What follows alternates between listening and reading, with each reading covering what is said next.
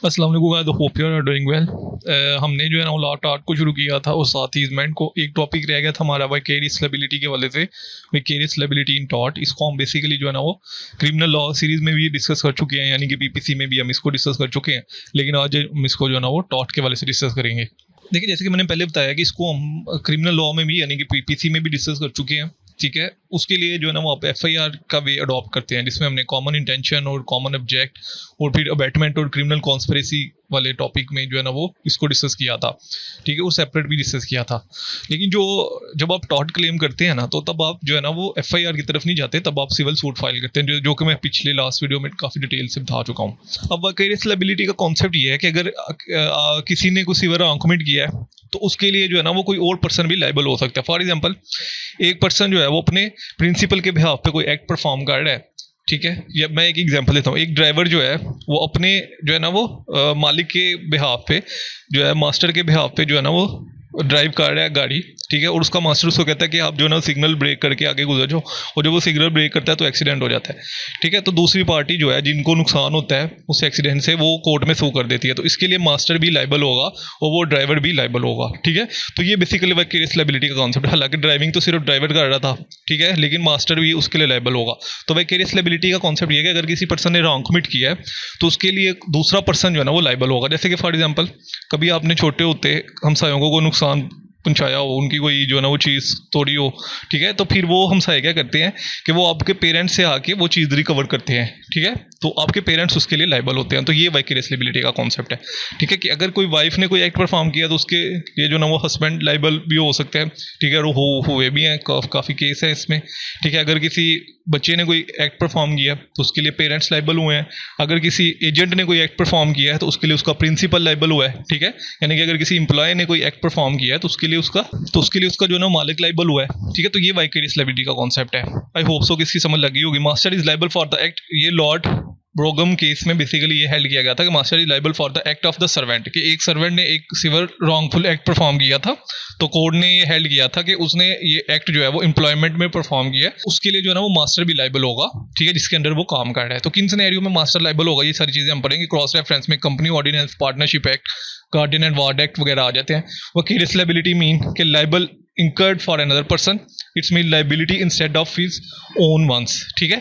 देखिए, विकेरियस का मतलब ये होता है कि act done through an other person, किसी और पर्सन ने डन किया है। और लायबिलिटी मीन कि अगर कोई आप इलीगल एक्ट परफॉर्म करते हो तो आप उसके लिए रिस्पॉन्सिबल होते हो। किसी और पर्सन ने एक्ट परफॉर्म किया और आप उसके लिए रिस्पॉन्सिबल हो रहे हो, ये विकेरियस लायबिलिटी है, ठीक है। होप सो के मीनिंग की समझ लग गई होगी कि किसी और पर्सन ने एक्ट परफॉर्म किया और रिस्पॉन्सिबल हो आप। फ्लेमिंग कहते हैं कि विकेरियस लायबिलिटी मीन्स कि is a principle where the law holds one person responsible for the misconduct of another, कि प्रिंसिपल जो है ना वो किसी और पर्सन के कंडक्ट के लिए रिस्पॉन्सिबल है, यानी कि वो अपने एजेंट के एक्ट के लिए रिस्पॉन्सिबल है, उसको हम विकेरियस लायबिलिटी कहते हैं। ब्लैकस्टॉड कहती है कि liability of a superior person for the act of another, कि जो इन्फीरियर पर्सन के एक्ट के, यानी कि जो सबऑर्डिनेट पर्सन है उसके एक्ट की वजह से जो है ना वो सुपीरियर पर्सन जो है ना वो लायबल होता है, उसको हम विकेरियस लायबिलिटी कहते हैं, ठीक है। ये बेसिकली जो है ना वो दो लैटिन मैगजीन पे बेस करता है, ठीक है। Respondent superior means let the superior be responsible, कि जो सुपीरियर है वो अपने जो जूनियर है उसके एक्ट के लिए रिस्पॉन्सिबल होगा। और कोई फैसिट पर एलियम फैसिट पर सिया,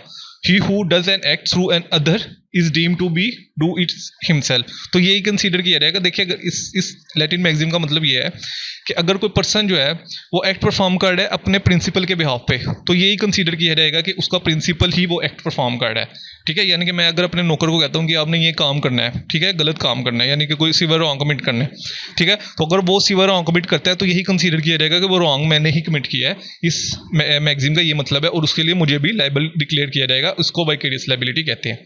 इसमें सबसे पहले एक रिलेशन क्रिएट होता है, ठीक है। जब भी आपने विकेरियस लायबिलिटी जो है वो का सूट फाइल करना होता है तो सबसे पहले आप एक रिलेशन क्रिएट करते हो, ठीक है। तो सबसे पहले जो है ना वो एक रिलेशन क्रिएट होता है, जैसे कि मास्टर और सर्वेंट का रिलेशन, ठीक है, प्रिंसिपल और एजेंट का रिलेशन, ठीक है। कोई रिलेशन वैसे भी फादर और उसके बच्चे का रिलेशन, ठीक है, हस्बैंड और वाइफ का रिलेशन, पार्टनर्स का रिलेशन, कि ये दो आपस में पार्टनर है। तो सबसे पहले आप एक रिलेशन कायम करते हो, ठीक है। तो सबसे पहला जो इसका जो है वो लायबिलिटी जो राइज होती है वो मास्टर और सर्वेंट पे होती है, ठीक है। कि अगर कोई सर्वेंट जो है वो we want to care of negligence, अगर कोई एक्ट परफॉर्म कर देता है, ठीक है। फॉर एग्जांपल ए है, ठीक है, ए जो है वो मास्टर है और बी जो है उसका सर्वेंट है, ठीक है। अब बी जो है वो एम्प्लॉयमेंट में अगर कोई सिविल रॉन्गफुल एक्ट परफॉर्म कर देता है, जैसे कि मैंने अभी एग्जांपल दी थी ड्राइविंग की, कि बी जो है वो ड्राइवर है और ए जो है मालक है, ठीक है, और ड्यूरिंग ड्राइविंग में जो है वो बी जो है कोई एक्सीडेंट परफॉर्म कर देता है, तो जो प्लेंटिफ है यानी कि सी जिसका नुकसान हुआ है, ठीक है, वो दोनों को सू कर सकता है। इसमें बेसिकली ये केस था मिलिनर वर्सेस नॉर्थन। इसमें एक कंपनी थी, रेलवे कंपनी थी, ठीक है, जिसमें एक पर्सन ने जो है ना वो रेलवे कंपनी को सू किया था। इसके फैक्ट कुछ, तो प्लेंटिफ ने जिसने सू किया था कंपनी को, उसने उस ड्राइवर को बोला भी कि आप इस तरह एक्ट परफॉर्म ना करें, इससे एक्सीडेंट हो सकता है, और वो ही हुआ कि कुछ देर बाद जो है ना वो एक्सीडेंट कमिट हो गया। अब उस प्लेंटिफ ने जो है ना वो कोर्ट में सू कर दिया पूरी कंपनी को। तो कोर्ट ने ये हेल्ड किया कि कंपनी जो है वो, ये जो सर्वेंट है वो कंपनी के बिहाफ पे एक्ट परफॉर्म कर रहा था, तो कंपनी पूरी जो है ना इसके लिए लायबल होगी, और फिर कंपनी ने उसको डैमेजेस पे किए थे। तो इसका सबसे पहले इंग्रेडिएंट्स ये है कि सर्वेंट जो भी एक्ट परफॉर्म कर रहा है वो अपने जो है ना वो एम्प्लॉयमेंट में कर रहा है, यानी कि विदाउट एनी एम्प्लॉयमेंट अगर कोई सर्वेंट एक्ट परफॉर्म करता है तो वो मास्टर उसके लिए लायबल नहीं होगा। उसके बाद उसकी एग्जीक्यूशन, कि मास्टर ने अगर कोई सर्वेंट को एक्ट परफॉर्म करने के लिए कहा है, जैसे कि मैंने एग्जांपल दी थी कि जो है ना वो इसी सिनेरियो में कि बी जो है, ए ने बी को कहा कि आप जो है ना सिग्नल ब्रेक करें और आगे निकल जाएं, ठीक है, तो अब बी ने उसकी एग्जीक्यूशन की और एग्जीक्यूशन के नतीजे में एक्सीडेंट कमिट हो गया, ठीक है। अब जिनका नुकसान हुआ उन्होंने सू कर दिया, ठीक है। तो इसमें भी बेसिकली यही कहा गया था कि अगर तो एग्जीक्यूशन के नतीजे में कोई नुकसान हुआ है और वो एम्प्लॉयमेंट में वो एक्ट परफॉर्म किया जा रहा है, तो मास्टर लायबल होगा, ठीक है, और रिस्पॉन्सिबिलिटी जो है वो सर्वेंट पे भी आएंगी और मास्टर पे भी आएंगी। तो उसके लिए जो है ना वो आप जो है ना वो सर्वेंट और मास्टर दोनों को लायबल डिक्लेयर कर सकते हैं, ठीक है, दोनों को सू कर सकते हैं, और कोर्ट जो है ना वो दोनों के अगेंस्ट प्रोसीडिंग करेगी, ठीक है। तो सिविल रॉन्ग होना चाहिए।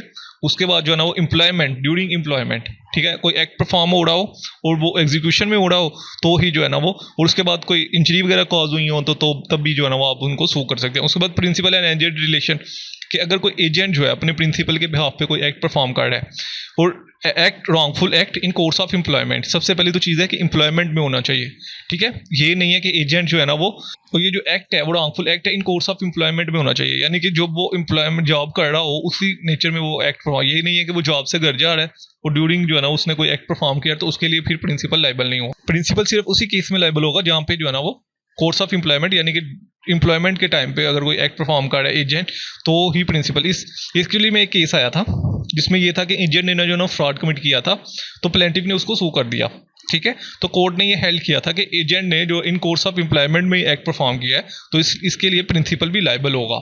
उसके बाद partnership and firm, partnership in firm में डिफरेंट पार्टनर्स होते हैं, 4, 5, 6, 10 भी पार्टनर से हो सकते हैं, ठीक है। तो जब उनमें से एक पार्टनर भी अगर कोई रॉन्गफुल एक्ट परफॉर्म करता है तो यही कंसीडर किया जाता है कि सभी पार्टनर्स ने किया है। उसके लिए फिर आप यहाँ तो एक पार्टनर को भी सू कर सकते हैं, यहाँ पूरी फर्म को सू कर सकते हैं, ठीक है। तो लॉयर एंड इंडिपेंडेंट कॉन्ट्रैक्टर, देखिए अगर इंडिपेंडेंट कॉन्ट्रैक्ट कोई एक्ट परफॉर्म करता है तो जनरल प्रिंसिपल ये कहता है कि जो है ना वो प्रिंसिपल उसके लिए लायबल नहीं होगा, यानी कि एम्प्लॉयर जो है उसके लिए लायबल नहीं होगा। लेकिन अगर इंडिपेंडेंट कॉन्ट्रैक्ट जो है वो एम्प्लॉयर के बिहाफ पे कोई एक्ट परफॉर्म कर रहा है, यानी कि एम्प्लॉयर ने उसको बाउंड किया है कि आपने ये एक्ट परफॉर्म करना है, तो फिर वो उसके लिए जो है ना वो स्ट्रिक्टली लायबल होगा। अदरवाइज अगर इंडिपेंडेंट कॉन्ट्रैक्ट ने कोई टॉर्ट कमिट किया है तो उसके लिए जो है ना वो लायबल नहीं होगा। इस केस में बेसिकली ये हेल्ड किया गया था कि अगर एक इंडिपेंडेंट कॉन्ट्रैक्टर है और उसने जो है ना वो कंपनी के बिहाफ पे एक एक्ट परफॉर्म किया, कंपनी ने उसको बाउंड किया है कि आपने ये एक्ट परफॉर्म करना है, तो फिर कंपनी जो है ना वो उसके लिए लायबल हो सकती है, और कॉन्ट्रैक्टर भी लायबल होगा और कंपनी दोनों लायबल होंगी, और फिर कंपनी जो है ना वो उसके लिए पे करेगी। अदरवाइज अगर इंडिपेंडेंट कॉन्ट्रैक्ट ने खुद कोई एक्ट परफॉर्म किया है तो उसके लिए जो है ना वो एम्प्लॉयर या कंपनी जो है ना उसके लिए लायबल नहीं होगी। उसके बाद अनदर थिंग इज के गार्डियन एंड वार्ड, ठीक, गार्डियन एंड वार्ड की मैंने बेसिक एग्जांपल यही दी थी कि अगर कोई बच्चा जो है वो किसी को कोई नुकसान पहुंचा देता है, ठीक है, कोई रॉन्गफुल एक्ट कमिट कर देता है, सिविल रॉन्गफुल एक्ट कमिट कर देता है, तो उसके लिए उसके पेरेंट्स यानी कि गार्डियन वगैरह जो है ना वो लायबल होते हैं, ठीक है। बच्चे से जो है ना वो रिकवरी नहीं करवाई जा सकती। तो वो आपने अक्सर देखा होगा कि अगर कोई बच्चे जो है ना वो कोई शीशा वगैरह तोड़ दें या कोई गाड़ी का नुकसान पहुंचा दें तो उसके पेरेंट्स जो है ना उनके लिए लायबल होते हैं, ठीक है। तो ये सबसे पहले आपने जो है ना रिलेशन कायम करना होता है कभी भी, जब भी आपने जो है ना वो विकेरियस लायबिलिटी को सू करना है, कि पहले तो रिलेशन ये है कि ये मास्टर या सर्वेंट है, ठीक है। अगर तो वो मास्टर सर्वेंट है तो आप सू कर सकते हैं, प्रिंसिपल और एजेंट है तो फिर आप सू कर सकते हैं, अगर वो पार्टनरशिप फर्म है तो आप सू कर सकते हैं, एम्प्लॉयर है और इंडिपेंडेंट कॉन्ट्रैक्टर है और इंडिपेंडेंट कॉन्ट्रैक्टर ने एम्प्लॉयर के बिहाफ पे कोई एक्ट परफॉर्म किया तो आप सू कर सकते हैं, गार्डियन एंड वार्ड है तो सू कर सकते हैं। उसके बाद डिफरेंट केस लॉज हैं, इसमें बेसिकली ये हेल्ड किया गया था कि एम्प्लॉयर जो है ना वो लायबल है, ठीक है, क्योंकि जो उसने एक्ट परफॉर्म किया एम्प्लॉय ने, ठीक है, वो इन कोर्स ऑफ एम्प्लॉयमेंट में किया है, यानी कि एम्प्लॉयमेंट ने जो इंस्ट्रक्शन एम्प्लॉयर्स ने एम्प्लॉय को दी थी उसकी बेस पे उसने एक्ट परफॉर्म किया है, तो इसके लिए लायबल होगा एम्प्लॉयर भी। ठीक है, अनदर थिंग इज कि एम्प्लॉय ने जो है ना वो डिसओबे किया था ऑर्डर अपने जो है ना वो मालिक का, यानी कि जो नौकर है उसने अपने मालिक का ऑर्डर डिसओबे किया था और उस ऑर्डर को डिसओबे करने की वजह से उसने एक रॉन्ग कमिट कर दिया। ठीक है, लेकिन जिसके अगेंस्ट उसने रॉन्ग कमिट किया था, यानी कि प्लेंटिफ ने उसको कोर्ट में सू कर दिया और एम्प्लॉयर दोनों को कोर्ट में सू कर दिया। कोर्ट ने ये हेल्ड किया कि बेशक जो है वो एम्प्लॉय ने डिसओबे किया था ऑर्डर, लेकिन फिर भी इन कोर्स ऑफ जो है ना वो एम्प्लॉयमेंट, यानी कि एम्प्लॉयमेंट के कोर्स में उसने ये एक्ट परफॉर्म किया है, तब भी जो एम्प्लॉयर और एम्प्लॉयर दोनों हैं वो लायबल होंगे। ठीक है, शर्त सिर्फ इसमें यही होती है कि अगर आपने कोई एक्ट परफॉर्म किया इन कोर्स ऑफ एम्प्लॉयमेंट में, तो दोनों पर्सन जो है ना वो लायबल होते हैं, एम्प्लॉयर और एम्प्लॉयर दोनों। ठीक है, इसकी कुछ एक्सेप्शंस भी हैं, जैसे कि मैंने पहले कहा कि किन केस में जो है ना वो जो है वो अगर तो मास्टर और सर्वेंट है, ठीक है, तो किन केस में जो है ना मास्टर लायबल नहीं होगा। अगर उसने कोई एक्ट किया outside the course of scope of employment, यानी कि उसने जॉब से हट कोई एक्ट परफॉर्म किया, तो मास्टर लायबल नहीं होगा, और इंडिपेंडेंट कॉन्ट्रैक्ट जो है ना वो उसके किसी एक्ट के लिए जो है ना वो मास्टर जो है ना वो लायबल नहीं होगा। ठीक है, तो ये हमने पढ़ा विकेरियस लायबिलिटी बेसिकली यही होती है कि अगर आप किसी ने कोई एक्ट परफॉर्म किया है तो उसके एक्ट की वजह से कोई और पर्सन जो है ना वो लायबल डिक्लेयर होता है, और उसके लिए हमने पढ़ा कि अगर वो इन कोर्स ऑफ एम्प्लॉयमेंट में अगर कोई एक्ट परफॉर्म किया गया तो ही लायबल होता है, अदरवाइज जो है ना वो लायबल नहीं होगा। तो ये टॉपिक था आज का हमारा। ठीक है, इसको हम पहले भी डिस्कस कर चुके हैं, इसके वाले कोई भी क्वेश्चन हो मेरे से पूछ सकते हैं। इंशाल्लाह जल्दी नेक्स्ट वीडियो में तो दो में रखिएगा। अल्लाह हाफ़िज़।